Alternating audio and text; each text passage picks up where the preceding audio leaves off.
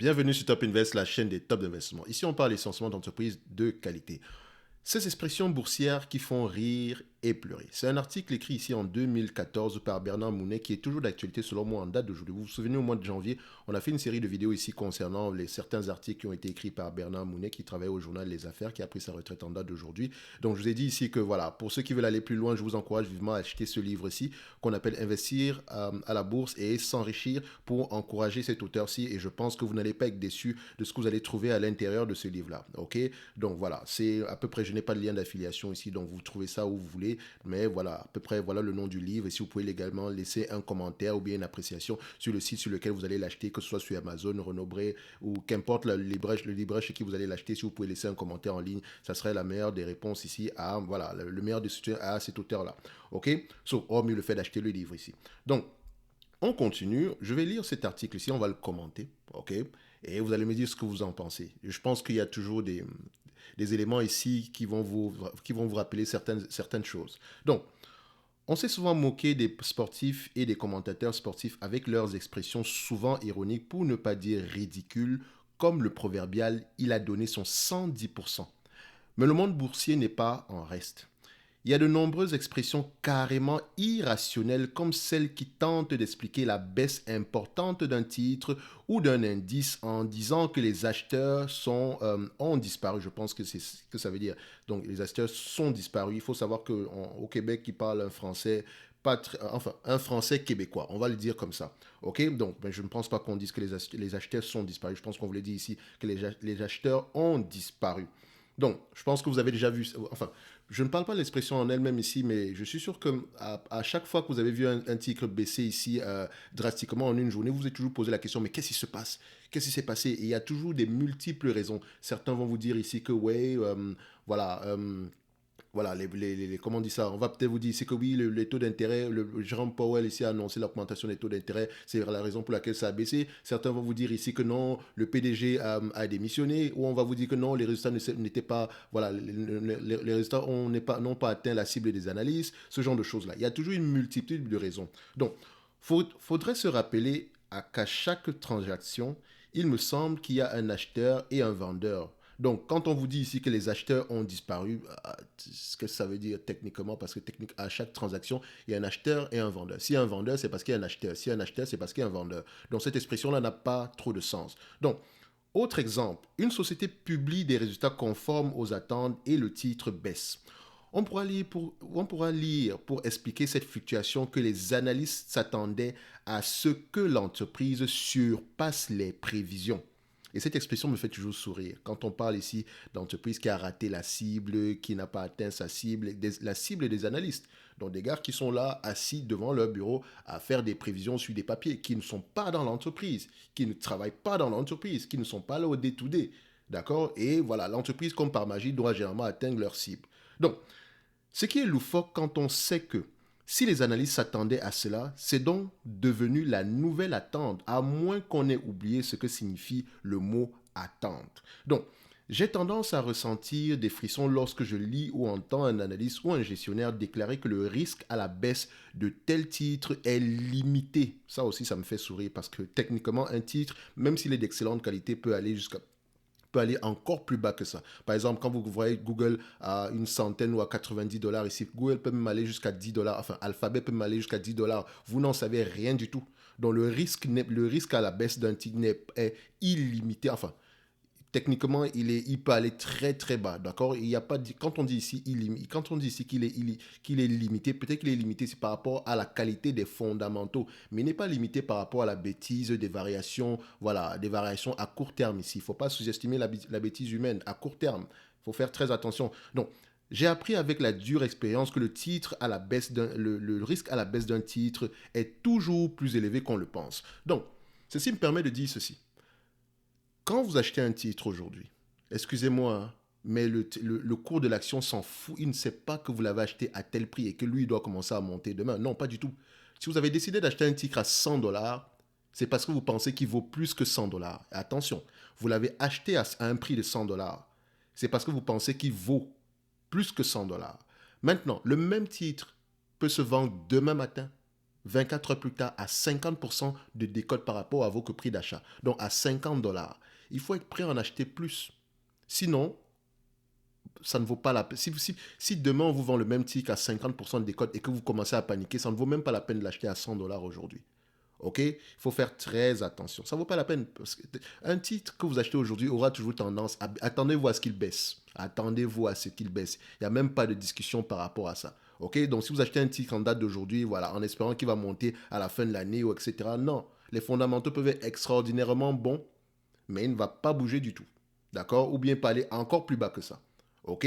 Donc, si vous cherchez des explications à gauche, à droite, concentrez-vous sur la qualité du business, sur la livraison de la marchandise, comme moi j'appelle souvent ça. C'est-à-dire que l'entreprise doit avoir, quand elle donne des bénéfices nets ici, ou bien quand elle a des revenus nets, ou bien des free cash flow, s'ils sont moins élevés que l'année précédente, il faut avoir une bonne raison derrière. S'ils sont plus élevés que la période précédente ici, et que les perspectives de croissance d'avenir ici, et le business model reste toujours intéressant, ne vous inquiétez même pas par rapport au prix de l'action. Ça va, le prix de l'action aura tendance à épouser la valeur tôt ou tard. OK, maintenant le management doit se concentrer sur le business de l'entreprise.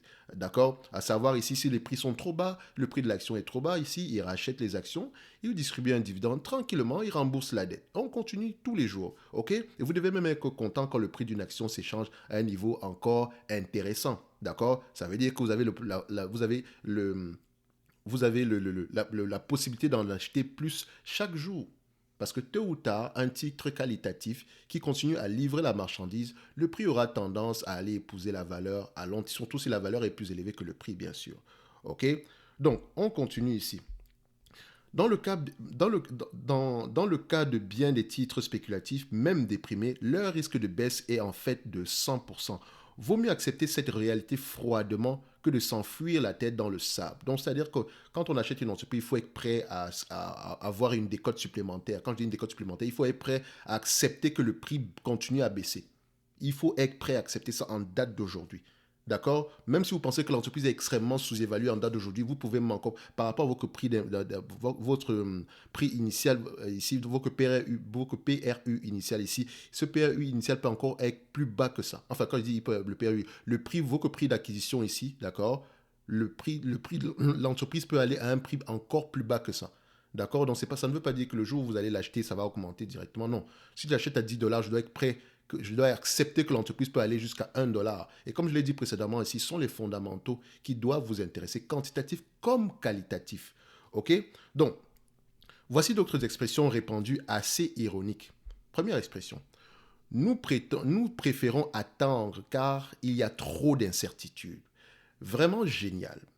Exactement comme au début de 2000, lorsque tout le monde était certain que la bourse était le placement par excellence. La seule certitude est qu'il y a toujours des incertitudes, sauf au sommet parfait lorsque l'euphorie nous fait oublier la réalité. C'est comme maintenant, les marchés montent, etc. On se dit que, mais voilà, on parle d'inflation, mais techniquement, ça va bien. Les entreprises livrent la marchandise, etc. Donc voilà, je ne dis pas que les marchés vont baisser tôt ou tard. Non, on reste prudent en date d'aujourd'hui. Prudent ne veut pas dire qu'on n'investit pas. D'accord? Donc, quand il y a trop d'incertitudes sur un dossier, d'accord, il ne faut pas oublier une chose. C'est que quand on investit, il y a toujours des incertitudes. C'est une évidence, il y a toujours des incertitudes. C'est comme le dossier troisième. Je pensais à ça aujourd'hui. Je me disais qu'OK, troisième, mis à part les procès, admettons, mis à part les procès, est-ce que le business model a du sens? Oui, le business model a du sens. La seule chose qui fait peser un risque à long terme ici, ce sont les procès. Donc, ça reste du 50-50 ici. Moi, je dirais qu'au pire des cas, vous perdez votre argent. Sinon, vous pouvez gagner bien plus que ça. Maintenant, il faut savoir, est-ce que vous êtes prêt à assumer ce risque-là? Est-ce que vous êtes prêt soit à ne pas investir du tout, d'accord? Donc, je cours le risque ici de ne pas perdre d'argent ou de ne pas gagner d'argent, on va le dire comme ça. Ou bien, si j'investis, je peux mettre une petite partie de mon capital tout en sachant que, OK, ça pourrait aller mal. Et alors? Ça n'ira pas mal parce que j'ai mal étudié l'entreprise ou parce que le business model de l'entreprise n'est pas correct. C'est parce que l'inconnu des procès ici, c'est une inconnue qui est vraiment, vous ne pouvez pas estimer combien est-ce que ça va coûter. On peut avoir des prévisions, enfin, on peut avoir ici des estimations, mais parfois ces estimations-là peuvent être extrêmement exagérées, comme celle qu'on a vue sur 3G. Moi, je pense que c'est extrêmement exagéré. Mais je ne veux pas dire ici que, voilà, et il n'y aura pas des dizaines de milliards à payer ou des choses comme ça. Je n'en sais rien du tout. Sérieusement. OK? Mais est-ce que je ne pourrais pas mettre 1% de mon capital ici aujourd'hui sur troisième? Pourquoi pas? Je dis bien pourquoi pas? À la fin de la journée, je pourrais perdre 1% de mon capital. Est-ce que ça va m'empêcher de gagner de l'argent à long terme? Non. Ce qui est sûr et certain, vous allez perdre de l'argent en bourse. Je préfère encore perdre de l'argent sur troisième que d'aller perdre de l'argent sur Opium. Ou également, je peux attendre que les procès passent ici, d'accord, tout en continuant à me concentrer sur les fondamentaux de la compagnie. Maintenant, tout ce qui concerne les procès, voilà, je ne sais pas à quoi ça va ressembler et je n'ai pas envie de faire des prévisions par rapport à ça. OK? Donc, je m'inquiète c'est le business model qui m'intéresse ici. Les procès, oui, ils sont là, on les reconnaît. Mais également, je sais que par rapport à ces procès-là, je sais que, quel est le pourcentage de mon capital que je suis prêt à payer sur cette compagnie-là. Bref, c'était une parenthèse. Donc, pour dire qu'il y a toujours des incertitudes. Toujours des incertitudes. Donc, si vous restez sur les lignes de côté, et quand je dis sur les lignes de côté, c'est-à-dire ne pas investir du tout, parce qu'il y a trop d'incertitudes sur le marché, franchement, n'investissez même jamais. N'investissez jamais. En tout cas, sur le marché action. OK? So, la société a raté les prévisions des analystes. Ça, c'est un truc qui m'a toujours fait rire. La société, qui a raté les prévisions? Ce sont les analystes qui ont raté leurs prévisions ou bien c'est la société? Je ne comprends pas. Qui entre les deux personnes ou les deux entités, enfin, si les analystes représentent une entité, enfin, quoi que une entreprise, c'est une personne morale ici. Donc, techniquement, qui entre les deux a raté la cible des analystes? Qui a raté ses prévisions? Les analystes qui ont raté leurs prévisions, ce n'est pas l'entreprise, techniquement. OK? Donc, encore là, c'est très typique de Wall Street. Autrement dit, c'est la faute de l'entreprise alors qu'en d'autres domaines, on saurait qu'une telle affirmation est absurde. C'est exactement comme si le météorologue expliquait ses mauvaises prévisions en lançant que c'est le climat qui n'a pas atteint les attentes. Vous voyez ce que ça veut dire? C'est la même chose. Hein? Oui, oui. Donc, le météorologue va accuser le climat. Bah, le climat n'a pas atteint les attentes. Bah, techniquement, c'est le météorologue qui n'a pas bien fait son travail. Ou bien qui s'est trompé voilà, dans ces hypothèses ici. Ça peut arriver. D'accord? Il n'y a pas lieu d'accuser l'entreprise ici. OK? Donc, c'est le temps de vendre / acheter. Spectaculaire déclaration qui ne veut rien dire parce qu'il manque une partie cruciale. Pour qui? En effet, si vous avez 32 ans, moins de 30 ans, donc avec plus de 30 ans avant la retraite, je peux vous dire que c'est le temps d'acheter sans regarder les manchettes ou les gros titres. C'est toujours le moment d'investir. Donc pour ceux qui se demandent que oui, ouais, je vois ici il y a l'inflation, les taux d'intérêt augmentent, je vois ici que les marchés voilà, sont frileux, je peux faire me mettre sur les lignes de côté, je suis 100%, 60% cash, etc. J'attends que la situation s'améliore pour revenir sur les marchés. Bro, il y a toujours les soldes tous les jours. D'accord? Il y a toujours les soldes tous les jours. Je ne sais pas comment les gens font pour ne pas être investis à 100%. Personnellement, dépendamment de votre âge, hein, bien sûr. D'accord? Donc, moi, je ne sais pas ne pas voir. J'ai toujours l'impression. Il y a toujours des opportunités sur le marché. Ça ne veut pas dire que quand on va investir ici, on n'aura pas des pertes latentes. Donc, quand on dit une perte latente, ça veut dire qu'on n'a pas encore encaissé. La perte n'a pas encore été matérialisée. Tant qu'on n'a pas vendu, la perte n'est pas matérialisée. Tandis que tant qu'on est sur une entreprise qualitative, bien sûr. S'il y a une perte latente, par exemple, sur Google, sur Alphabet, et que je considère que Alphabet est toujours une entreprise qualitative. Vous pensez vraiment que ça va m'inquiéter? C'était la même chose avec quand on parlait ici comment on appelle ça, de Meta. Vous vous souvenez maintenant, le narratif a un tout petit peu changé sur Meta. Hein. Les gens commencent à voir autre chose. OK? Donc, il y a toujours des incertitudes, dépendamment de votre âge. Voilà, c'est toujours le moment d'acheter, dépendamment de votre âge. Maintenant, attention, il faut apporter des nuances. Quand vous arrivez, par exemple, 70 ans, 60 ans, vous êtes en période de décaissement. Donc, pour vous, maintenant, vu que vous êtes à la retraite, vous avez besoin d'un revenu, vous avez besoin d'un revenu récurrent. OK? Donc, il est parfois intelligent d'avoir une grosse partie de son portefeuille dans des unités qui produisent, enfin, dans des unités où le capital de départ est safe à 100%.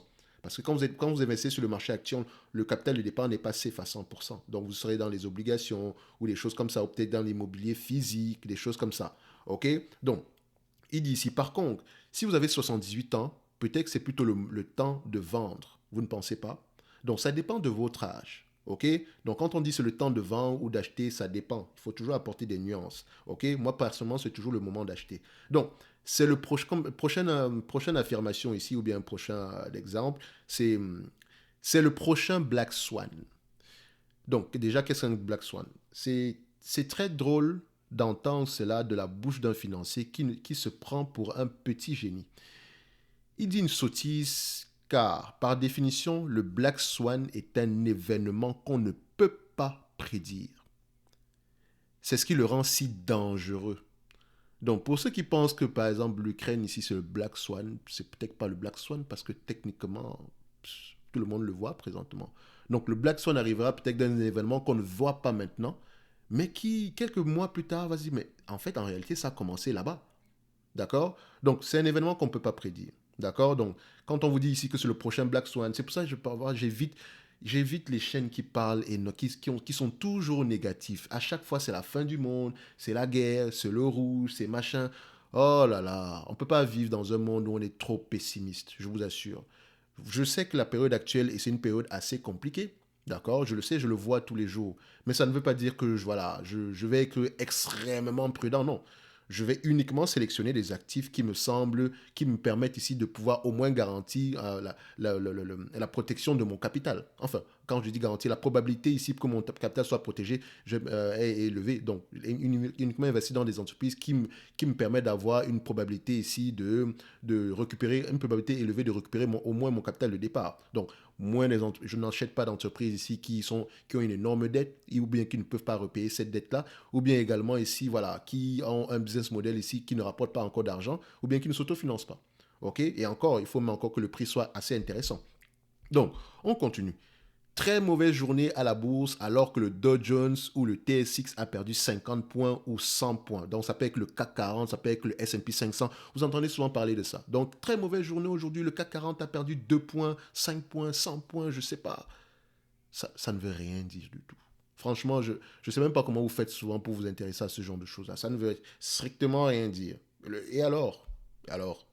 Le CAC 40 a perdu 10 points, a baissé, a augmenté. Ça veut dire quoi? Ça ne veut rien dire du tout. Surtout en une courte période, ça ne veut rien dire du tout. Donc en une journée, c'est même pas la peine de le remarquer. Parfois, si vous me posez la question aujourd'hui que le S&P 500 est à quel niveau aujourd'hui, je n'en sais rien. La dernière fois que j'ai regardé le ticker symbole du S&P 500, je ne me souviens même pas quand c'était. Ça n'a vraiment pas d'importance pour moi, en réalité. Donc, on disait cela lorsque j'ai commencé dans le métier en 1986, donc Bernard Mounet, et on le dit encore. Même si en 1986, ces 100 points représentaient une fluctuation de 6% dans le Dow Jones et 10 fois moins important, et 10 fois moins important aujourd'hui. Donc, à son époque, en 86, 100 points, c'était 6%. Aujourd'hui, le même 100 points, c'est 10 fois moins aujourd'hui. C'est comme si on voulait vous faire croire, en utilisant un gros chiffre comme 100, qu'il s'est passé quelque chose d'important en bourse. Donc, quand on dit 100 points, 50 points, c'est pas assez important. Parlez-nous de 10% de baisse. Moi, par exemple, quand les marchés chutent de 2%, je ne remarque même pas. Mais quand tu vas voir ici, voilà, quand tu vas voir ici en fin de semaine, on est à moins 5%. C'est peut-être là que ça peut être intéressant. Et encore, je vais le voir par rapport aux opportunités que le marché va nous servir en date d'aujourd'hui. Parce que la seule chose que je vais peut-être regarder ici de manière hebdomadaire ou bien journalière, moi j'aime aller regarder des entreprises qui perdent énormément, qui ont en termes de prix sur qui ont les prix les moins, qui ont perdu le plus sur 52 semaines. D'accord? Moi, j'aime bien aller regarder j'aime bien ce screener-là. 52 semaines, 52 week low. J'aime bien aller regarder les entreprises qui ont perdu le plus sur 52 semaines. On pourrait aller le regarder ici sur Coifin, par exemple. Non, on ne va pas le faire ici aujourd'hui, mais regardez, vous pouvez regarder ici les entreprises qui ont perdu plus ici sur 52 semaines et vous allez voir qu'il y a souvent beaucoup d'opportunités d'investissement sur ces entreprises, à ce niveau-là. Ça ne veut pas dire qu'on achète toutes ces entreprises-là, ça veut dire que c'est peut-être une bonne liste sur laquelle on pourrait commencer à travailler. OK? Donc, on continue ici. Je m'attends à de la volatilité. Moi, je m'attends à ce qu'il y ait de la neige cet hiver et que les feuilles repoussent dans les arbres au printemps prochain. Vraiment génial. Ça veut juste dire qu'en fait, la volatilité, c'est normal. C'est tout à fait normal.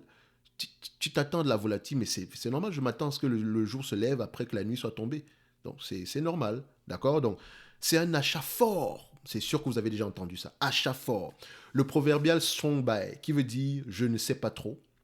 Et est-ce que je clique plus fort sur ma souris pour acheter ce titre parce que c'est un achat fort? Y a-t-il des achats faibles? C'est la question que je me pose. Vraiment, les financiers n'ont pas de leçons à donner. Quand on dit ici les financiers n'ont pas de leçons à donner, voilà, en général ici, chez les financiers en général, il y a généralement des expressions qui n'ont aucun sens. Ok, comme ce on peut voir ici aujourd'hui. Donc, si demain vous entendez ce genre d'expression et que ça vous fait peur ou ça vous fait stresser ou quoi que ce soit, ça n'a pas lieu d'être. Retenez que ça ne veut strictement rien dire. Je m'attends à de la volatilité et alors, achat fort et alors, d'accord? La bourse perd 100 points et alors, Black Swan et alors. C'est le temps de vendre, d'acheter pour qui? La société a raté les prévisions des analystes, très drôle. Qui a raté, l'analyste ou bien la société? Bonne question. Donc, nous préférons attendre quand il y a trop d'incertitudes. C'est bizarre, il y a toujours des incertitudes en bourse. C'est normal.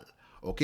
Donc, voilà, c'était un petit peu la vidéo d'aujourd'hui. Juste, voilà, c'était également un moyen pour moi ici de vous rappeler que voilà, c'est quand on investit, il ne faut pas prêter attention aux gros titres ici, donc d'affirmation là. Ok, concentrez-vous sur les fondamentaux des entreprises, d'accord? Pas juste sur les news. Quand on va vous dire ici, par exemple, quelle news on a vu dernièrement ici qui m'a peut-être fait. Voilà, vous avez vu la news dernièrement parlant ici du fait que euh, Tesla allait produire en interne, je pense, un de ses composants, qui est un composant ici qui est fabriqué par STM Microélectronique, d'accord, et qu'en interne ici, par rapport à leur procédé de fabrication, ce composant-là devrait représenter à peu près 75% moins, devrait prendre à peu près 75% moins de matières premières que ce que STM Microélectronique utilise généralement. Donc ça veut dire que ça sera un tout petit peu plus compétitif, d'accord, par rapport à ce que STM produit aujourd'hui. Donc, est-ce que ça veut dire que moi, comment est-ce que j'ai interprété cette information? Je ne me rappelle pas bien de l'article, mais je l'ai vu dans le journal Investir. Donc, si je tape Tesla, STM Microélectronique, je pense que je vais retrouver l'article ici. Donc, on peut m'aller faire ça ici aujourd'hui. Donc, Tesla, STM Micro, voilà. Donc, je tape ça, je pense que je vais retrouver l'article ici, donc dans Actualité.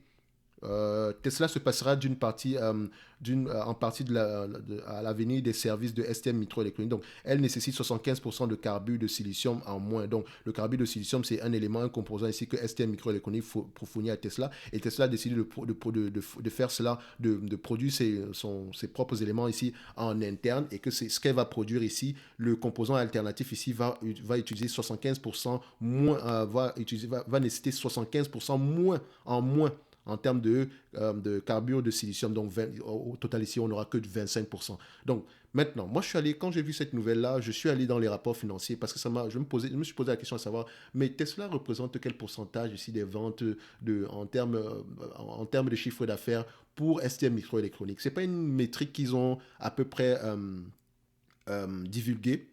Mais j'ai mis de côté j'ai mis de côté une question qui était celle de savoir, quand je vais lire les prochains rapports financiers, qu'est-ce que le management dit par rapport à cette information-là? Est-ce qu'il mentionne même cette information-là? Ok, parce que Tesla reste quand même l'un des plus gros fabricants de voitures électriques au monde ici. Et techniquement, si Tesla est un client de STM et que la partie ici voiture électrique semble être une partie, comment ça, un vent favorable ici pour STM Microélectronique, je peux commencer à m'interroger en date d'aujourd'hui sur le fait que les autres entreprises adoptent également la même stratégie. Mais quoique Tesla a une stratégie ici d'intégration verticale, dont ça ne m'étonne pas. Elle essaie un peu de se comporter comme du Apple. Bref. C'était une façon de vous dire ici que quand moi je vois les nouvelles qui m'intéressent ici, celles qui peuvent toucher aux fondamentaux de l'entreprise, mais je ne me base pas juste sur les nouvelles, j'essaie de me poser des questions à l'intérieur même de l'entreprise, donc en allant regarder les rapports financiers. D'accord? Donc, quand vous allez entendre que ces prochaines donc quand vous allez entendre qu'on a raté la cible des analystes, etc., dites-vous que non, ce sont les analystes qui ont raté leurs prévisions et rien d'autre. Donc maintenant, allez vous concentrer sur ce que l'entreprise avait proposé ici comme prévision, qu'est-ce qu'elle a livré, pourquoi est-ce que c'est moins élevé, pourquoi est-ce que c'est plus élevé, etc. OK? Donc on va se donner rendez-vous sur la prochaine vidéo et d'ici là, portez-vous bien. Merci.